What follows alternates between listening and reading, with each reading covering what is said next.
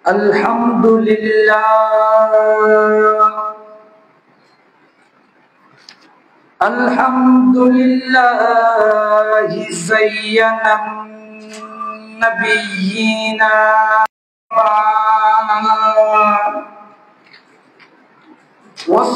wassalatu wassalamu ala khairil wara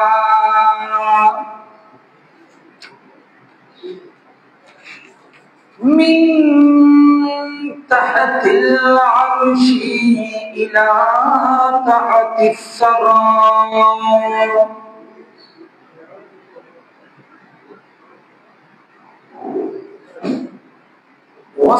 wassalatu wassalamu ala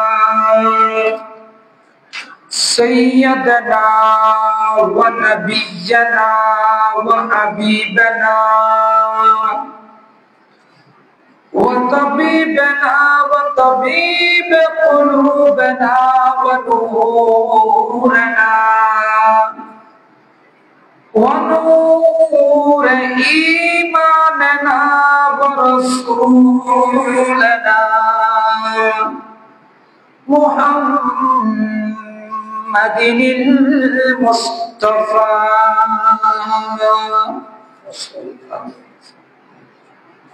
وعلى آله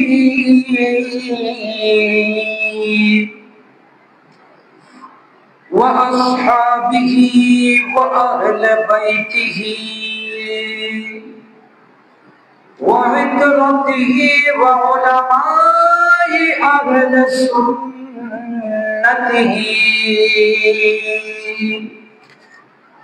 وعلينا معهم أجمعين.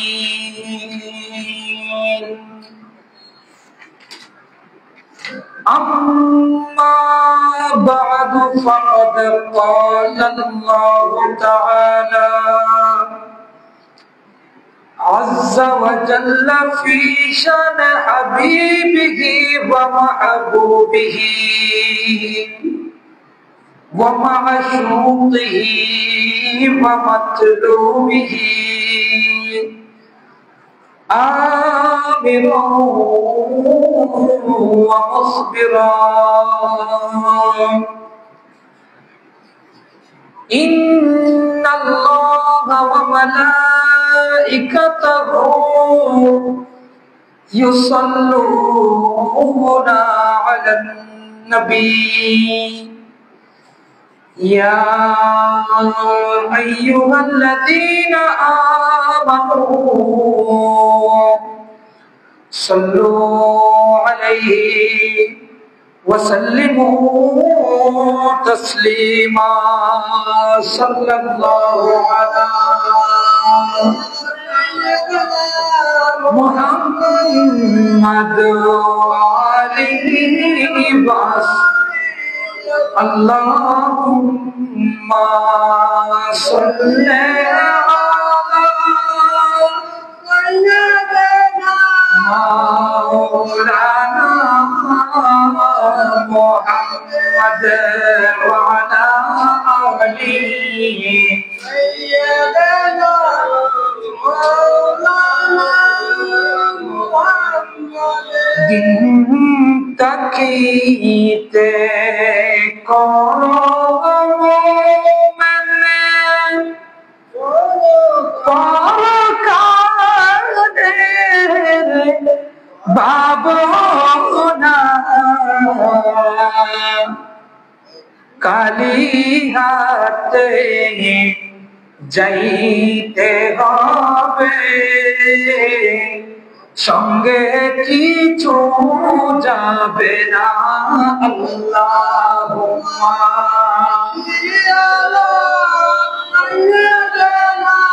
মাওলানা মুহাম্মদ ওয়া আলা আলিহি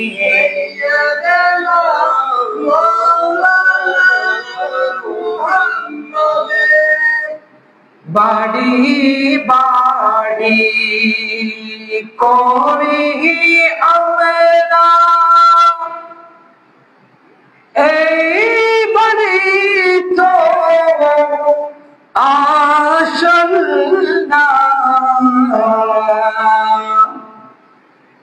আসল বাড়ি কবর হবে,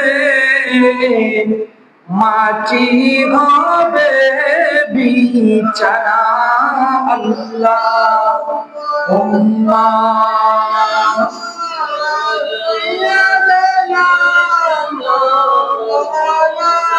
মুহাম্মাদ ওয়া আলা আলিহি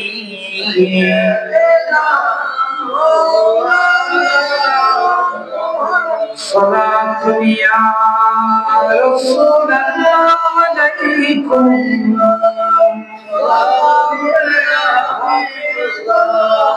উসতুগে হান্নান আজিজে রাসূল নালমি জবে हम जो अरबाबे उकूल सलातिया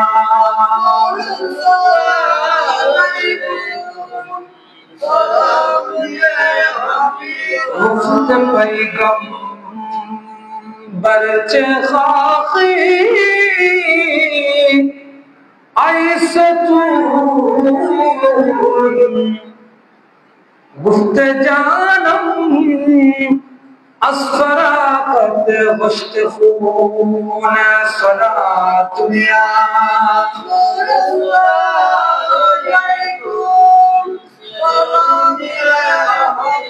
अऊज़ु बिल्लाहि मिनश शैतानिर रजीम बिफद्लि बिस्मिल्लाहिर रहमानिर रहीम وقوموا لله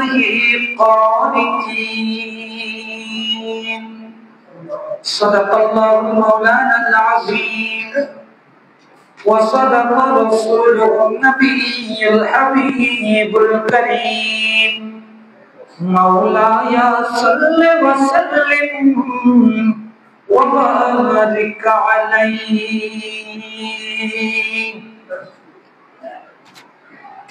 আমি নবীজির পাগল, আমি মদিনার পাগল।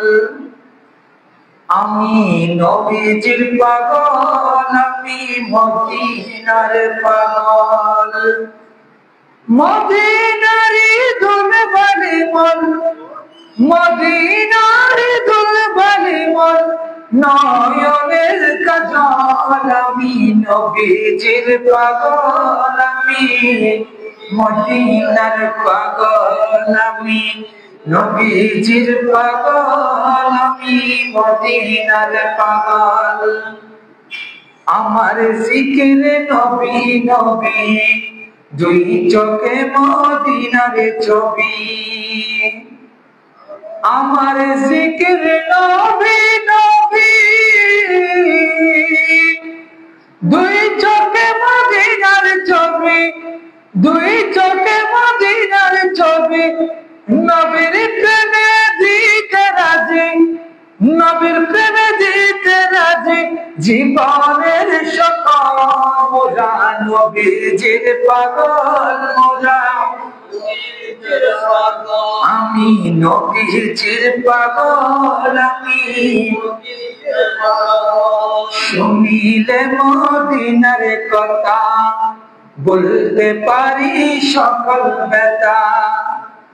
শুনিলে মদিনার কথা, বলতে পারি সকল ব্যথা। বলতে পারি সকল ব্যথা। বুকের ভিতর ভেসে ওঠে, বুকের ভিতর ভেসে ওঠে আনন্দের ঢল। আমি নবীজির পাগল, নবীর পাগল। আমি নবীজির পাগল। মদিনারি দুলবালি মোর, মদিনারি দুলবালি মোর, নয়নের কাজল। আমি নবীজির পাগল, আমি মদিনার পাগল। আমি নবীজির পাগল, আমি মদিনার পাগল।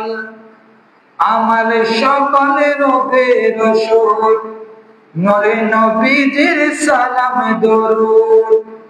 আমার সকল রোগের ওষুধ দয়াল নবীর সালাম দরুদ, দয়াল নবীর সালাম দরুদ।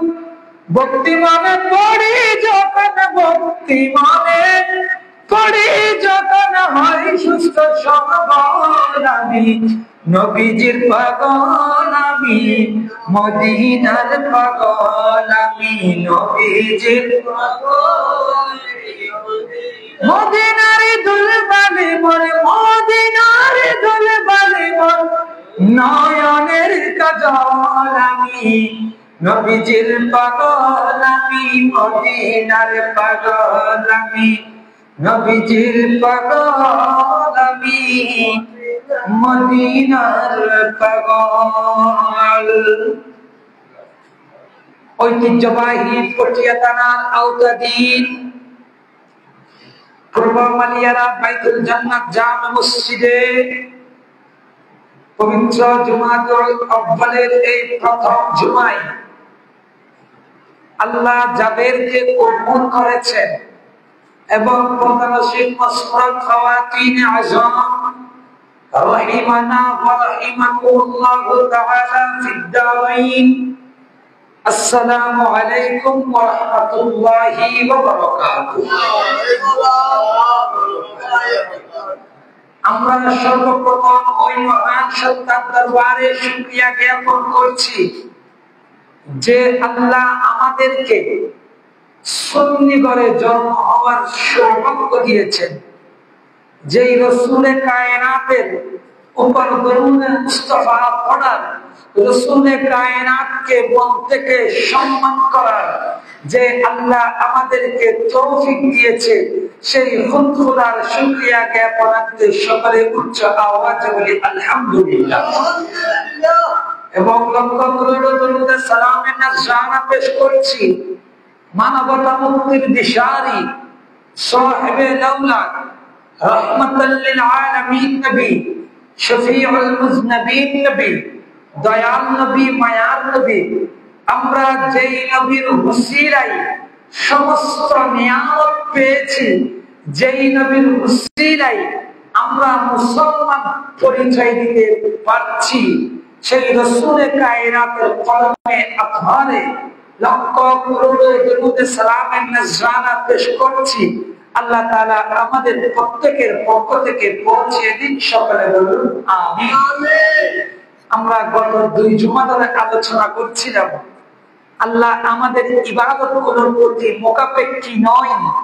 আমরা যে ইবাদতগুলো করব, আমরা যে ইবাদতগুলো করছি, এই ইবাদতগুলো আমরা নিজেদের জন্য করছি। কার জন্য? নিজেদের জন্য করছি, আল্লাহকে খুশি করার জন্য করছি। কিন্তু ইবাদতগুলোর কাজে আসবে আমাদের, আমাদের নামাজ দিয়ে আল্লাহর কোন কাজে আসবে? আমরা সকলে যদি সারা জীবন সিজদায় পড়ে থাকি, তাহলে আল্লাহকে সিজদা করার মতো সিজদা আমরা বান্দা হিসেবে করতে পারবো, এটা বিশ্বাস করা সহজে যায়? এখন আমরা আজও তার ধারাবাহিকতায় আমাদের ইবাদতের মেন্টালিটিটা কিরকম হওয়া, আমাদের জীবনের চলাফেরাটা, আমাদের আচার ব্যবহারটা রাসূলে কায়নাতের পদ্ধতিতে হওয়াটা আমাদের জন্য খুবই গুরুত্বপূর্ণ। আল্লাহ আমাদের প্রত্যেককে রাসূলে কায়নাতের কদম বা কদম চলার তৌফিক দান করুন, সকলে বলুন আমিন। আল্লাহ কোরআনে কারীমের মধ্যে বলেন وَقُومُوا لِلَّهِ قَانِتِينَ। সুবহানাল্লাহ। একটা কথা খেয়াল করুন, আল্লাহ নামাজের মধ্যে দাঁড়ানোর আগে বলছে বিনয়ী হও। কি হও? আরেকটা কথা, কোন ছেলের মধ্যে যদি বেয়াদবি থাকে, আরেকটা ছেলে দুষ্টুমি করে, দুইটা জিনিস, দুইটা, একটা হচ্ছে বেয়াদবি করা, আরেকটা হচ্ছে দুষ্টুমি করা। যে দুষ্টুমি করে সে ভালো হওয়ার ব্যবস্থা থাকে, ভালো হওয়ার কিন্তু কেউ যদি বেয়াদব হয়ে যায়, বেয়াদব সমাজে ভালো হয় না। বেয়াদব সমাজে আপনার মধ্যে আমার মধ্যে যদি অহংকার থাকে, ওই অহংকারটা যতক্ষণ পর্যন্ত সিনা থেকে বের করতে পারবো না, ওই গ্যারাফিটা যতক্ষণ পর্যন্ত আমার অন্তরের মধ্যে বাসা বেঁধে থাকবে, ওই অহংকারটা যতক্ষণ পর্যন্ত আমাকে বড়ত্ব শিখাবে। আমি অনেক কিছু, আমাদের দেশের মধ্যে কারো যদি জমি থাকে তাকে বলা হয় জমিদার। কি বলে? কেউ যদি তালুক হয় তাকে বলা হয় তালুকদার, বলে না? যারা গ্রাম পাহারা দেয় তাদেরকে বলা হয় পাহারাদার, তাদেরকে বলা হয়, আর কাউকে বলা হয় চৌকিদার। কিন্তু আমাদেরকে বলা হয় ইমানদার। সুবহানাল্লাহ। আমাদেরকে কি বলা হয়? কেন বলা হয়? কারণ আমাদের অন্তরের মধ্যে ঈমান এনেছি, রাসূলের কায়নাতকে বিশ্বাস করে ঈমান এনেছি বিদায় দুনিয়াবি সিস্টেমে কেউ যদিও জমিদার হয়, কেউ তালুকদার, কেউ চৌকিদার, কেউ পাহারাদার হয়, আমাদের সর্বশ্রেষ্ঠ পরিচয় হচ্ছে আমরা সবাই ঈমানদার। আমরা সবাই জমিদার, এটা বড় পরিচয়। কিন্তু আপনি যদি ঈমানদার পরিচয় দিতে পারেন, এটাই হচ্ছে সবচাইতে বড় পরিচয়। সুবহানাল্লাহ। আল্লাহ কি বলছেন? ওয়াকুমু লিল্লাহি কানিতিন। সুবহানাল্লাহ।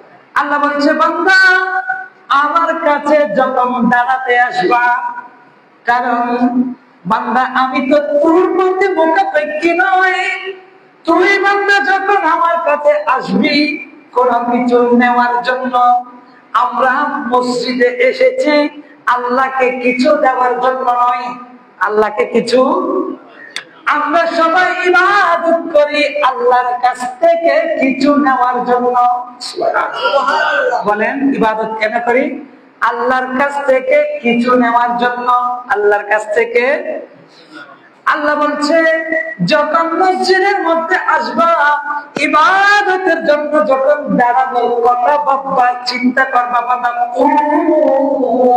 তোমরা যখন দাঁড়াবে, তোমরা দাঁড়াও। আল্লাহ আমার আদেশ দিচ্ছে লিল্লাহি কানিতিন, আল্লাহর জন্য বিনয়ী হয়ে দাঁড়াও। কি হয়ে? মনের মধ্যে অহংকার নিয়ে বান্দা আমার ইবাদত করার জন্য দাঁড়াইও না। যদি মনের মধ্যে অহংকার নিয়ে আল্লাহ কবুল করলেও কিছু যায় আসে না, না করলেও কিছু যায় আসে না, আমি আসলাম গেলাম, এই মন মানসিকতা যখন আমার অন্তরের মধ্যে বাসা বাঁধবে, আল্লাহ বলছে ওই ইবাদতটা আমি বান্দা যখন মারা যাবে অথবা কিয়ামতের ময়দানে উঠবে, আমি ইবাদতটা বান্দার মুখে ছুঁড়ে মারব। নাউজুবিল্লাহ। তাহলে আল্লাহর কাছে নরম হয়ে দাঁড়াতে হবে। কি হয়ে? নরম হয়ে, মানে মনকে ছোট করে দাঁড়াতে হবে। কি করে? অর্থাৎ আমি কিছুই না, আমি যার কাছে এসেছি, আমি যার দরবারে দাঁড়িয়েছি তিনি হচ্ছে বাচ্চার বাচ্চা। আপনার কাছে এই মন মানসিকতাটা ইবাদতের ক্ষেত্রে আসতে হবে। এই মন মানসিকতাটা ইবাদতের ক্ষেত্রে। আরেকটা আরেক আয়াতের মধ্যে আল্লাহ বলেন ওয়ামা উমিরু ইল্লা লিয়াবুদুল্লাহা মুখলিসিনা লাহুদ্দিন। আল্লাহ আমাদেরকে আদেশ দিচ্ছেন। কি দিচ্ছেন? আদেশ। ইল্লা লিয়াবুদুল্লাহ, বান্দা যখন আমার ওয়ামা উমিরু ইল্লা লিয়াবুদুল্লাহ, ও বান্দা আমি আল্লাহ ছাড়া কারো ইবাদত করিও না। আমি আল্লাহ ছাড়া কারো ইবাদত করিও। মুখলিসিনা লাহুদ্দিন, ধর্মের মধ্যে ইখলাস নিয়ে আসো। কি নিয়ে আসো? ইখলাস মানে আত্মশুদ্ধি নিয়ে আসো। মনের মধ্যে অহংকার নিয়ে মুসলমান পরিচয় দিও না। বান্দা মনের মধ্যে গৌরব রেখে, মনের মধ্যে রিয়া রেখে, মনের মধ্যে এক প্রকার ভাব জন্মিয়ে, এক প্রকার ভাব জন্মিয়ে বান্দা আমার দ্বীনের মধ্যে আসিও না। কি বলছে? বান্দা যখন ইমানদার হবা, আমি আল্লাহ ছাড়া কারো ইবাদত করবা না, আমি আল্লাহ ছাড়া কারো ইবাদত করবা না, এটা যখন স্বীকৃতি দিবা, এটা স্বীকৃতি দেওয়ার জন্য মুখলিসিনা লাহুদ্দিন, আমি রব্বে করিমের প্রত্যেকটি কথা ইখলাস দিয়ে মানো। সুবহানাল্লাহ। হুনাফা ওয়া ইউকিমুস সালাতা, বান্দার নামাজটা একাগ্রতা চিত্তে পড়ো। নামাজটা আসলাম আর গেলাম এভাবে পড়িও না, আসা আর যাওয়া আল্লাহ মানা করছে। কে? আল্লাহ। বান্দা একগ্রচিত্ত হও, বান্দা প্রথমে মনকে শক্ত করো, আমি আল্লাহর ইবাদতের জন্য দাঁড়াচ্ছি, এই চিন্তা চেতনাটা মনের মধ্যে আনো। এটা আমি কার সামনে দাঁড়াচ্ছি, কার জন্য দাঁড়াচ্ছি, কি জন্য দাঁড়াচ্ছি, আমি দাঁড়ালে উপকারটা কি হবে, আমি না দাঁড়ালে আমার ক্ষতি বা কি হবে। বান্দা এই চিন্তাটা প্রথমে নিজের মধ্যে আনো, এই চিন্তাটা প্রথমে নিজের মধ্যে। ওয়ায়ুকিমুস সালাতা, নামাজ কায়েম করো, নামাজ কায়েম করো, পড়ো নয়। কিভাবে? ওয়ায়ুকিমুস, নামাজটাকে একাগ্র চিত্তে পড়ার মতো পড়ো। সুবহানাল্লাহ। ওয়ায়ুতুজ যাকাতা ওয়া যালিকা দীনুল কাইয়্যিমা ইন্নাল্লাযীনা কাফারু মিন আহলিল কিতাবি ওয়াল মুশরিকিনা ফী নারি জাহান্নামা উলাইকা হুম শাররুল বারিয়া। আল্লাহ যারা কাফের হয় তাদের জন্য লাঞ্ছনাদায়ক শাস্তি রেখেছে। কি রেখেছে? বলে আমি এগুলা শাস্তি না দেখলে বিশ্বাস করবো না। তাহলে ইমানদার হওয়া যাবে? ইমানদার হওয়ার জন্য আমি যখন বলছি আল্লাহ একজন আছে, কোরআন বলছে আল্লাহ আছে, আমি না দেখেও বিশ্বাস করতে হবে। আমি বলছি হযরত রাসূলে কায়নাত যখন বলেছে হযরত জিবরাইলের কাছে 600 ডানা আছে। কয়শো? 600। হযরত জিবরাইল আমিনের কাছে 600 ডানা আছে। ওই ডানাগুলো যদি দুনিয়ার মুখের মধ্যে যদি বিছিয়ে দেওয়া হয়, দুনিয়ায় আর কোন খালি জায়গা থাকবে না। এগুলা আমার বিশ্বাস আসে না, এগুলা কিন্তু ধ্যান দেয় আমাকে সহজে ধরে না ধরল। বিশ্বাস করার নাম ঈমান, বিশ্বাস করার নাম। কারণ ঈমান দেখে বিশ্বাস করার নাম নয়, ঈমান হচ্ছে না দেখে বিশ্বাস করার নাম। সুবহানাল্লাহ। এখন আল্লাহ আরেক আয়াতের মধ্যে বলেন ওয়া ইন্নাহা লাকাবীরাতুন ইল্লা আলাল খাশিঈন। আল্লাহ বলেন লাকাবীরাতুন, আমার ইবাদত গুলো করা, আমি আল্লাহ যে সীমানা দিয়েছি, যে বাউন্ডারি দিয়ে দিয়েছি, এগুলো মানা খুব কিছু কিছু মানুষের জন্য কঠিন, কিছু মানুষের জন্য কঠিন। কে বলছে? আল্লাহ কোরআনের মধ্যে বলছে। আল্লাহ বলছে ওয়া ইন্নাহা লাকাবীরাতুন, এগুলো হচ্ছে বাড়ি। আমি আল্লাহর বিধান গুলো মানা কিছু কিছু মানুষের জন্য বাড়ি হয়, নামাজ পড়া কিছু মানুষের জন্য বাড়ি হয়, সত্য বলা কিছু মানুষের জন্য বাড়ি হয়, রোজা রাখা কিছু মানুষের জন্য বাড়ি, হজ করা কিছু মানুষের জন্য বাড়ি। আল্লাহ বলছে আমি আল্লাহর যত সীমানা আছে কিছু মানুষের জন্য বাড়ি হয়। কি হয়? বাড়ি। বাড়ি কার জন্য? এখন খাল কাকার জন্য। ইল্লা আলাল খাশিঈন, যে আল্লাহকে ভয় করে, যে আল্লাহকে মানার মতো মানে, নবীকে বিশ্বাসের মতো বিশ্বাস করে, আল্লাহ বলেন সে ব্যক্তি ছাড়া অন্য সমস্ত কুল কায়নাতের ইনসানের জন্য, সমস্ত দুনিয়াবাসীর জন্য আমি আল্লাহর ইবাদত করা, আমি আল্লাহর হুকুম মানা, আমার রাসূলের তাবেদারি করা, এগুলো হচ্ছে পাথরের চাইতে বেশি ভারী। কার কথা? আল্লাহর কথা। বলেন না কার কথা? আল্লাহ কি বলছে? আল্লাহর ইবাদত করা যারা আল্লাহকে ভয় করে তারা ছাড়া সকলের কাছে এগুলো পাথরের চাইতেও বেশি ভারী হবে। ইল্লা আলাল খাশিঈন, যদি তাকওয়া জন্ম দিতে পারে, কারো অন্তরে যদি তাকওয়া বাসা বাঁধে, তার কাছে আল্লাহর প্রেমে জীবন দিয়ে দেওয়াটাও কষ্টের হবে না। সুবহানাল্লাহ।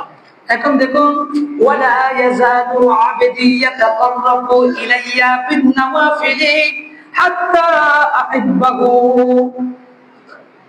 আও কামা ক্বালা নবী সাল্লাল্লাহু আলাইহি ওয়াসাল্লাম। রাসূল কায়নাত হাদিসে মুকদ্দাসের মধ্যে নফল ইবাদতের সওয়াব বেশি বেশি বর্ণনা করেছেন। কি বর্ণনা করেছেন? নফল। নফল আপনি যদি নফল নামাজ পড়েন, আপনি যদি তাসবিহ পড়েন, আপনি যদি দরুদ শরীফ পড়েন, এগুলোর সওয়াব বেশি বলা হয়েছে। কিন্তু আপনি যদি খেয়াল করেন, আপনাকে বলা হয় নাই ফজরের নামাজ পড়লে এত পাহাড় সম পরিমাণ সওয়াব দিবে। এগুলো সহজে বর্ণিত আছে।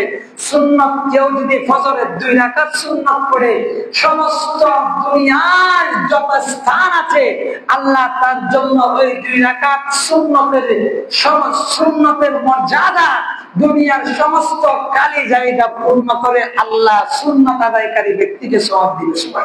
সুবহানাল্লাহ। কিন্তু ফরজ নামাজ এগুলোর ফজিলত বর্ণনা হয়নি কেন? কারণ এগুলো অবশ্যই পড়তে হবে। এগুলো অবশ্যই ফজর পড়তে হবে, জোহর পড়তে হবে, আসর, মাগরিব, এশা, ফরজ রোজা, ফরজ হজ, ফরজ যাকাত এগুলো অবশ্যই পড়তে হবে। তাই এগুলোর ফজিলত নাই, এগুলো হচ্ছে বাধ্যতামূলক। ফজিলত নাই মানে এগুলো পড়তেই হবে, এগুলো পড়তেই হবে। কিন্তু বান্দাকে আল্লাহ কাছে টানার জন্য, বান্দাকে আল্লাহ, আমাদের একমাত্র মকসদ হচ্ছে আল্লাহর মহব্বত পাওয়া। বলেন আমাদের মকসদ কি? আমাদের ইবাদতের মকসদ, আমাদের মুসলমানিত্বের মকসদ, আমাদের রোজার মকসদ, হজের মকসদ, আমাদের কুল কায়নাত সারা জীবনের ইবাদতের একমাত্র উদ্দেশ্য হচ্ছে আল্লাহর প্রেম জাগ্রত করা। আল্লাহর প্রেম। আমরা ইবাদত কেন করছি? আমরা আরেকজনের সাথে সত্য কথাগুলো কেন বলছি? আমরা যখন এত কষ্ট করে তাসবিহ তাহলিল গুলো কেন করছি? এগুলোর সব কিছুর একমাত্র মকসদ হচ্ছে আল্লাহর মহব্বত। কি? আল্লাহর মহব্বত। আপনি যখন ফরজ করবেন, ফরজের পাশাপাশি যখন নফল ইবাদত করবেন, আল্লাহ বলছে বান্দা যখন নফল ইবাদত করবে, বান্দাকে আমি আমার কাছে টেনে নিই। সুবহানাল্লাহ। আবার ফরজ বাদ দিয়ে নয়, ফরজ বাদ দিয়ে ফরজ পড়তেই হবে। ফরজ নামাজ পড়ার পাশাপাশি কোন ব্যক্তি যখন নফল ইবাদত করবে, কোন ব্যক্তি যখন সদকা খয়রাত করার মতো মন থেকে করবে, আবার জমি আছে জমিদার এই উদ্দেশ্যে নয়, হজ করলে আজি এগুলোর জন্য নয়, আমাদের পরিচয় ঈমান থাকার কারণে ঈমানদার। কি? আমাদের মূল পরিচয়, আমাদের দায়িত্ব, আমাদের কর্তব্য, আমাদের সারা জীবনের সম্পদ হচ্ছে আল্লাহর প্রেম অর্জন করা। বলেন আমাদের সারা জীবনের মূল মকসদ কি? আল্লাহর প্রেম অর্জন করা, রাসূল কায়নাতের মহব্বত অর্জন করা। এটাই হচ্ছে মুসলমানের মূল মকসদ। মুসলমানের দর্শন করুন সালাত করিয়া।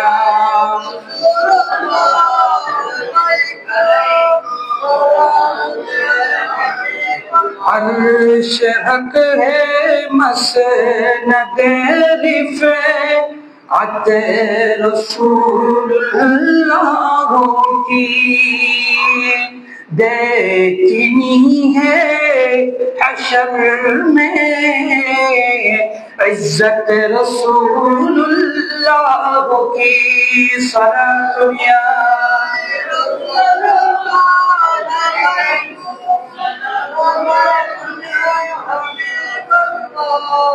এখন চিন্তা করুন, ইবাদতের মূল মকসদ হচ্ছে আল্লাহর মহব্বত অর্জন করা। আমরা যারা ইবাদতমুখী নই, অনেক নাই, বলেন অনেকে নাই, ইবাদতমুখী নয় এরকম মানুষ আছে। বুঝতে হবে ইবাদতের উদ্দেশ্য হচ্ছে আল্লাহর সাথে বন্ধন তৈরি করা। কি তৈরি করা? আল্লাহ বলছে ফরজ ইবাদতের পাশাপাশি যখন নফল ইবাদত করে, ফরজের পাশাপাশি আপনি যদি দোকানে যান, আপনি যদি চাউল কিনেন, 1 কেজি চাউল কিনলে বরাবর কাটায় কাটায় দিলে এটা আপনি খুশি হবেন না। এটা তো আপনি বলে আমি টাকা পরিমাণ দিছে, আপনাকে যদি 10 গ্রাম 20 গ্রাম বাড়িয়ে দেয়, খুশি হয় না মানুষ? খুশি হয় না? আল্লাহ বলেন ইবাদত করতেই হবে, ফরজ কাজগুলো পড়তেই হবে, এগুলোর পাশাপাশি যখন নফলের প্রতি দৌড়াবা বান্দা, এই নফলের প্রতি দৌড়ানোটা আমার প্রতি মহব্বত বানাবে। এখন আপনি যদি সারা জীবন সদকা করেন, এটা হচ্ছে মনে করেন আপনি দোকানে গেলেন 1 কেজি সয়াবিন তেলের জন্য। কিসের জন্য? সয়াবিন তেলের জন্য। এখন আপনি আপনার বোতলটা পরিপূর্ণ 1 লিটার, আপনি এখন নেওয়ার পর ওই তোলাগুলা নেওয়ার আর জায়গা নেই। আপনি যদি হাত খুলে বোতলের চোখটা করে যদি ওই পিছনে যদি তোলাগুলা নেন, এগুলো থাকবে। কিন্তু সদকা করলে এই সদকাটা কাজে আসার জন্য, এই সদকাটা পরিপূর্ণভাবে আপনাকে আমাকে ফায়দা দেওয়ার জন্য প্রথমে ফরজ ইবাদতমুখী হতে হবে। প্রথমে ফরজ ইবাদতমুখী হতে হবে। আমরা যে কাজ কর্মগুলো করি, নফল ইবাদত গুলোকে, আমরা নফল ইবাদতের উদ্দেশ্য যখন আল্লাহকে খুশি করা, আল্লাহকে আল্লাহ যখন খুশি হবে, যখন আপনি ফরজও পড়লেন, নফলও পড়লেন, রাসূলের আদর্শও মানলেন। যে ব্যক্তি রাসূলের কায়নাতের সাথে বেয়াদবি করে, করছে না? কয়েকদিন আগে একজন বলছে মা খদিজা নাকি জীবনে নামাজ পড়ে নাই, পর্দা করে নাই। নাউজুবিল্লাহ। ঈমান থাকবে? কারণ ইয়া নিসা আন-নবী লাসতুন্না কাআদিন মিনান নিসা, নবীদের স্ত্রীদেরকে কেউ বিয়ে করতে পারে না। নবীদের স্ত্রীদেরকে কেউ বিয়ে করতে কেন? তারা হচ্ছে মুমিনের মা। তারা আমরা মুমিন, আমরা সবাই পরিচয় দানকারী হিসেবে ঈমানদার, আমরা সবাই পরিচয় দানকারী হিসেবে। তাই আমাদের যারা উম্মাহাতুল মুমিনিনদের সাথে যারা বেয়াদবি করবে, নবীদের স্ত্রীদেরকে ভার্জিন নয় এই সমস্ত কথা বলবে, নবীদের স্ত্রীরা নামাজ পড়ে নাই, রোজা রাখে নাই, পর্দা করে নাই, বেপর্দা ছিল, এই কথাগুলো যারা বলবে, রাসূলে কায়নাতকে যারা সাংবাদিক বলবে, রাসূলে কায়নাত নিজের কিছু করতে পারবে না, উম্মতের জন্য কিছু করতে পারবে না, রাসূল মারা গিয়েছে, মরে মাটির সাথে মিশে গিয়েছে, এই জ্ঞান ধারণা গুলো যেই রাখবে, আপনি যদি মুমিন পরিচয় দানকারী হন, আপনি যদি ঈমানদার পরিচয় দানকারী হন, তাহলে তার সাথে সম্পর্ক রাখা যাবে। আচ্ছা বলুন, রাসূলকে যে পাথর মেরেছিল, রাসূলকে পাথর মেরেছিল, আমরা দেখি রাসূলের কায়নাতের কাত মুবারকের মধ্যে উটের হাড়ি বুড়ি তুলে দিয়েছিল, তাও আমরা দেখি। আপনি যদি চিন্তা করেন রাসূল এটা আমার বংশের কেউ, রাসূলের কায়নাতের সাথে আমার সাথে রক্তের কোন সম্পর্ক, রাসূলের কায়নাতের সাথে আমাদের সাথে সম্পর্ক হচ্ছে কলবের। ইমানের। সুবহানাল্লাহ। তাই আপনি যদি ইমানদার পরিচয় দিতে চান, আপনি যদি মুমিন পরিচয় দিতে চান, রাসূলে কায়নাতের যখন রাসূলে কায়নাতের কষ্টের কথা আসবে, রাসূলে কায়নাতকে কষ্ট দিয়েছে এমন কথা যখন আপনার সামনে আলোচনা করা হবে, রাসূলে কায়নাতের শানে বেয়াদবি করা হয়েছে এমন কথাবার্তাগুলো যখন আপনার সামনে বলা হবে, আপনি তার সাথে তালি ফুটাইতে পারবেন না। তালি ফুটানো যাবে? আপনাকে কেউ একজন বলছে রাসূলে কায়নাতের পায়ের মধ্যে পাথর মেরেছিল তায়েফবাসী, আপনি যদি পরিপূর্ণ ঈমানদার হন, মনের মধ্যে যদি ঈমান থাকে, রাসূলে কায়নাতের মুহাব্বত থাকে, আপনার কাছে যদি চোখ দিয়ে পানি না আসলেও মনে মনে কান্না করতে হবে। মনে মনে। কেন? কারণ আমাদের সাথে রাসূলের ঈমানের সম্পর্ক। আমাদের ঈমান কাজে আসবে যখন আমার রাসূল যখন আমাদের উপর খুশি থাকবে। কারণ আপনি যখন কবরের মধ্যে মানুষকে রাখা হয়, মানুষকে রাখার সময় রাখে আলা বিসমিল্লাহি ওয়া আলা মিল্লাতি রাসূলিল্লাহ, রাসূলে কায়নাতের মিল্লাতের উপর রাখে।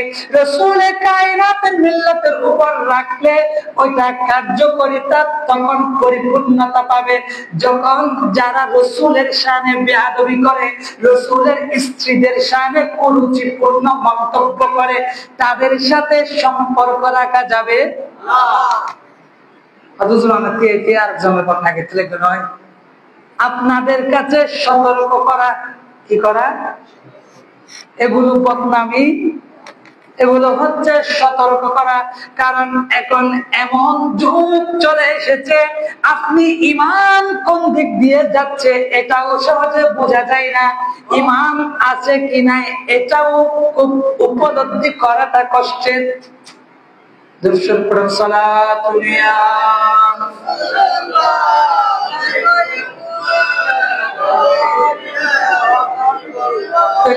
আমাদের ইবাদতের মূল মকসদ হচ্ছে আল্লাহর সাথে মহব্বত সৃষ্টি করা, রাসূলে কায়নাতের সাথে মহব্বত সৃষ্টি করা। এখন এগুলো সৃষ্টি হওয়ার কয়েকটা পদ্ধতি। রাসূলে কায়নাতের সাথে আল্লাহর সাথে মহব্বতটা কি রকম ছিল, আমার রাসূল উম্মতদেরকে শিক্ষা দিচ্ছেন। উম্মত আল্লাহর প্রতি মহব্বত সৃষ্টি করার জন্য আল্লাহর ইবাদতের পাশাপাশি আল্লাহর কাছে মহব্বতের দোয়া করো, সুবহানাল্লাহ, হেদায়েতের দোয়া করো। আমার মুখে মুখে পড়ুন, আল্লাহ রাসূল শিক্ষা দিচ্ছেন, আল্লাহুম্মা ইন্নী আসআলুকা হুব্বুকা ওয়া হুব্বা মান ইউহিব্বুকা ওয়াল আমালুল্লাযী ইউবাল্লিগুনি হুব্বাকা আল্লাহুম্মা ইজআল আহাব্বা ইলাইয়া ইলা নাফসি ওয়া আহলি মিনাল মাইল বারিদ। সুবহানাল্লাহ। আল্লাহ রাসূল, আমার রাসূল বলেন আমি আল্লাহর কাছে গ্রহণযোগ্যতা পেয়েছি। রাসূল আল্লাহর কাছে মকবুল না, কিন্তু আল্লাহ রাসূল আমাদের উম্মতদেরকে আল্লাহর সাথে বন্ধন সৃষ্টি হওয়ার জন্য বলেছেন ফরজ ইবাদতের পাশাপাশি নফল ইবাদত করে করে বান্দা দোয়া করো, আল্লাহুম্মা ইন্নী আসআলুকা, আল্লাহ আমি তোমার কাছে চাই, হুব্বাকা তোমার মহব্বত, আল্লাহ তুমি আমার সাথে একটু মহব্বত সৃষ্টি করো। সুবহানাল্লাহ। এগুলো রাসূল শিক্ষা দিচ্ছেন। ওয়া হুব্বা মান ইউহিব্বুকা, আল্লাহ তুমি যাকে মহব্বত করো, আল্লাহ তুমি যাকে পছন্দ করো তার সাথে আমার মহব্বত সৃষ্টি করে দাও। সুবহানাল্লাহ। রাসূল আর বলেছেন ওয়াল আমালুল্লাযী ইউবাল্লিগুনি হুব্বুকা, আল্লাহ তুমি আমাকে মুসলমান বানিয়েছো, আল্লাহ তুমি আমাকে মুমিন বানিয়েছো, আল্লাহ মুসলমানের ঘরে জন্মগ্রহণ করার সৌভাগ্য দিয়েছো, আল্লাহ আমি এই মুসলমানিত্ব নিয়ে খুশি থাকতে চাই না। আল্লাহ যে কাজ করলে, যে কথাবার্তা বললে, যে কাজকর্মের মাধ্যমে, আল্লাহ যে আচরণের মাধ্যমে আমি তোমার কাছে পৌঁছাইতে পারবো, কিংবা যারা তোমার কাছে পৌঁছিয়েছে আমি তাদের কাছে পৌঁছাতে পারবো, আল্লাহ আমার অন্তরকে সে মুখী করে দাও। আরো দোয়া করছেন, আল্লাহুম্মা ইজআল আহাব্বু ইলাইয়া মিন নাফসি, আল্লাহ তুমি আমাকে তোমার মহব্বতটা আমার জানের চাইতেও প্রিয় করো। সুবহানাল্লাহ। ওয়া আহলি, আল্লাহ আমার পরিবারের চাইতেও প্রিয় করো। ওয়া মিনাল মাইল বারিক, আল্লাহ তোমার মহব্বতটা আমার কাছে ঠান্ডা পানির চাইতেও বেশি প্রিয় করো। এখন একটা কথা চিন্তা করুন, রাসূল মিসাল দিয়েছে ঠান্ডা পানির। কি পানি? এখন আমাদের দেশের মধ্যে ঠান্ডা পানির গুরুত্ব, কারণ প্রতি ঘরে ঘরে ফ্রিজ। কিন্তু তখনকার যুগে, যে যুগের মধ্যে, আরব যুগের মধ্যে, রাসূলে কায়নাতের জামানার মধ্যে ঠান্ডা পানির কদরটা বেশি ছিল। ঠান্ডা পানির কদর, তাই আল্লাহ রাসূল বলছে, আল্লাহ একজন মানুষের কাছে ঠান্ডা পানি যেভাবে প্রিয়, ঠান্ডা পানি যেভাবে মানুষের কলিজাকে শীতল করে, আল্লাহ তোমার মহব্বত নিয়ে, তোমার মহব্বত দিয়ে আল্লাহ আমার কলিজাকে শীতল করে দাও। রাসূল আরো বলছেন, উম্মত জেনে রাখো, আলা ইন্না ফিল জাসাদি মুদগাতান, বান্দা সকল বান্দার ভিতরে একটা মাংস টুকরা রয়েছে। কি টুকরা? ওয়া ইযা সালাহাত সালাহাল জাসাদু কুল্লুহু, ওই অংশটা যদি বান্দা কারো পরিপূর্ণ ঠিক থাকে, সেই বান্দা পরিপূর্ণ আল্লাহর ইবাদতমুখী হয়। ওই অংশটা যদি কারোর মধ্যে যদি সামান্য ত্রুটি থাকে, আল্লাহর ইবাদতের মধ্যেও তার ত্রুটি চলে আসবে। ওই অংশটা যদি কারো একেবারে ড্যামেজ হয়ে যায়, নষ্ট হয়ে যায়, পচে যায়, গলে যায়, ওই ব্যক্তির কাছে আল্লাহর ইবাদত পছন্দ হবে না। নাউযুবিল্লাহ। বুখারী শরীফের হাদিস। রাসূল বলছে, মানুষের অন্তরের মধ্যে এমন একটা অংশ রয়েছে, যে অংশটার মাধ্যমে মানুষের প্রতি আল্লাহর মহব্বতটা সৃষ্টি হয়। কোন মানুষের কাছে যদি ওই অংশটা যদি পরিপূর্ণ সুস্থ থাকে, ওই মানুষটা পরিপূর্ণ আল্লাহ ওয়ালা হয়। আপনি যদি চিন্তা করেন, একজন মানুষ রাসূলে কায়নাতের কাছে সকালবেলা নামাজ পড়েছে, সাহাবায়ে কেরাম বলল, ইয়া রাসূলুল্লাহ, যে মানুষটা আপনার পিছনে নামাজ পড়েছে, আপনার হাতে কালেমা পড়েছে, ওই ব্যক্তিটা গত রাত্রে চুরি করেছে। কি করেছে? রাসূলে কায়নাতের আরেকজন সাহাবী ওকে দেখিয়ে দিচ্ছেন, ইয়া রাসূলুল্লাহ, যে মানুষটা এখন আপনার হাতে বায়াত হয়ে গিয়েছে, ওই ব্যক্তিটা গত রাত্রিতে চুরি করেছে।